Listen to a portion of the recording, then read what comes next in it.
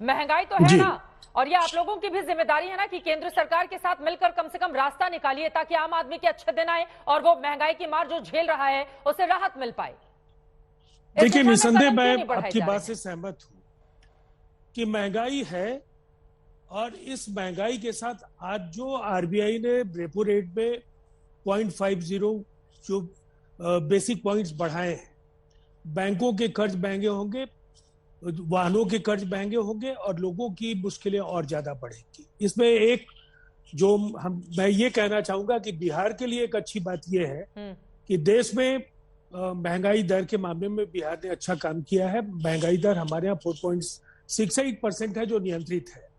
कांग्रेस के इस पूरे आंदोलन में टाइमिंग का सवाल तो हो सकता है कि ईडी और तमाम इस तरह की इन्फोर्समेंट एजेंसीज की जो दबिश है, उसके बाद इस आंदोलन को लेकर के कई सवाल खड़े होंगे। लेकिन कांग्रेस के इस नए अवतार को मैं जरूर उनके जुझारूपन को मैं बधाई देना चाहूंगा कि देश में सशक्त विपक्ष का होना बेहद जरूरी है। लोकतंत्र तभी सशक्त होगा जब विपक्ष भी ताकतवर हो, और इसीलिए महंगाई जैसे सवालों पर जब हम विश्वव्यापी इन्फ्लेशन रेट की बात करते हैं तो हमें याद करना चाहिए कि तब फिर पावर परचेज पैरिटी जैसे सवालों पर, जो परचेज पावर पैरिटी जैसे जो सवाल है, उन पर क्यों नहीं फाइनेंस मिनिस्टर की नजर है कि दुनिया में सबसे महंगा तेल हम लोग बेच रहे हैं। कहीं ना कहीं खाद्यान्न जो सामग्रियां हैं वो हम सबसे ज्यादा महंगे दुनिया के अनेक मुल्कों से बेच रहे हैं।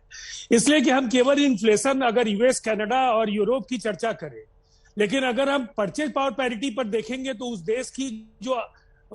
देश की मुद्रा का मूल्य क्या है और उस देश में पर कैपिटा इनकम क्या है, उसके तुलनात्मक आंकड़ों का अध्ययन करने के बाद हमें अपने आर्थिक नीतियों पर पुनर्विचार करना चाहिए।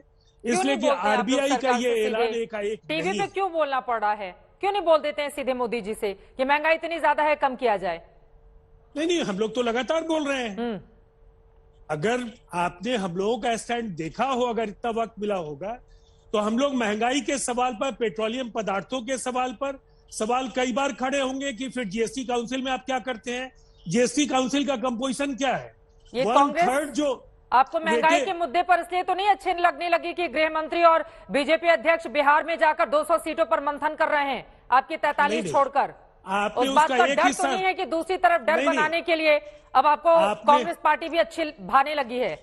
चित्रा जी, आपको उसका एक हिस्सा केवल याद है, दूसरा हिस्सा ये भी है कि उन्होंने कहा नीतीश कुमार जी के नेतृत्व में वो विधानसभा और लोकसभा का चुनाव लड़ेंगे। मैंने महंगाई के सवाल, कांग्रेस की सराहना नहीं की, मैंने टाइमिंग पर सवाल खड़ा किया है।